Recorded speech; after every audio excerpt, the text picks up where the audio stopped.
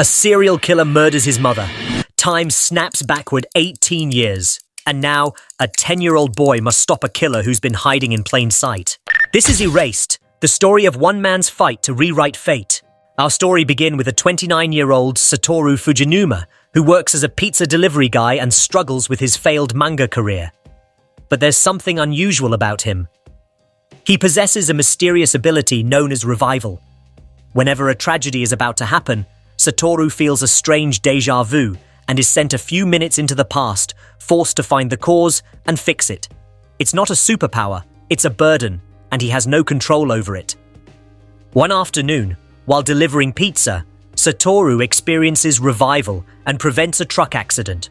But when he returns home later, everything changes. He finds his mother collapsed on the floor, stabbed to death. Before he can understand what's happening, the police label him as the prime suspect. And just when he's about to be caught, revival activates again. But this time, it doesn't send him back minutes. It sends him back 18 years. Satoru stands in the snow-covered streets of his childhood town. He looks down at his hands. He's a 10-year-old kid again, living in 1988. He quickly realizes why he's been sent back. In this year, 3 children were kidnapped and murdered. One of them was his silent classmate, Kayo Hinazuki. Solving this case is the only way to stop the killer and save his mother in the future. Kayo is quiet, distant, and always alone. Her body is covered in bruises, signs of abuse that everyone overlooks. Satoru remembers she was the first victim of the serial killer. He decides, I will save her, no matter what. He starts talking to her, walking her home, bringing her lunch. Slowly, she opens up. For the first time in her life, someone cares. Their bond grows, not as romance but as hope. Satoru knows Kayo disappears on March 2nd, so he forms a plan with his childhood friends. Keep her close, stay with her after school, and never let her walk alone. He even confronts Kayo's abusive mother, but the woman manipulates social workers and hides the truth. Time is running out. Satoru starts feeling watched. He notices strange footprints. A van parked near Kayo's route home.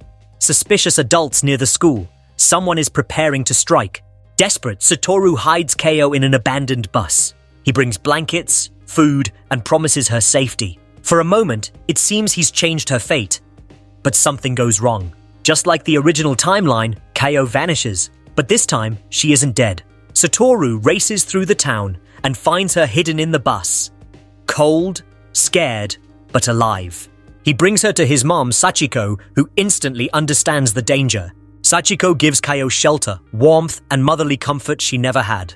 For the first time, Kayo smiles like a real kid. And with support from Satoru's teacher, they expose Kayo's abusive mother. Kayo is placed safely in child protection. Kayo's fate is rewritten. Saving Kayo was just the beginning. 2 more children are destined to vanish. Satoru starts connecting clues, timelines, and behaviors. Everything leads to one horrifying truth. The killer is someone close, someone trusted, someone who blends in perfectly. That person is Yashiro Gaku, Satoru's cheerful, intelligent, friendly schoolteacher. The man who pretends to care the most is the one who hunts children. Yashiro begins manipulating events, watching Satoru, trying to corner him. He plants evidence, he triggers false alarms, he isolates Satoru from other adults. One night, Yashiro offers Satoru a ride home, but instead, he locks the doors and calmly drives the car toward an icy lake. Satoru is trapped. Yashiro watches him struggle, smiling. The car sinks. The water rises. Everything goes dark. Satoru wakes up in a hospital bed. He's 29 again, but 15 years have passed. He's been in a coma. His friends have grown up. Kayo survived. The murders were prevented. His entire life was erased. But so was the killer's path. Satoru's sacrifice saved everyone. But Yashiro is still out there. Yashiro visits Satoru again, still obsessed, still craving control. But Satoru isn't the scared kid anymore. He exposes Yashiro publicly, cornering him emotionally and mentally. Yashiro breaks. With nothing left to manipulate, he attempts suicide. But Satoru stops him. Justice will come the right way. The cycle ends. Satoru rebuilds his life slowly.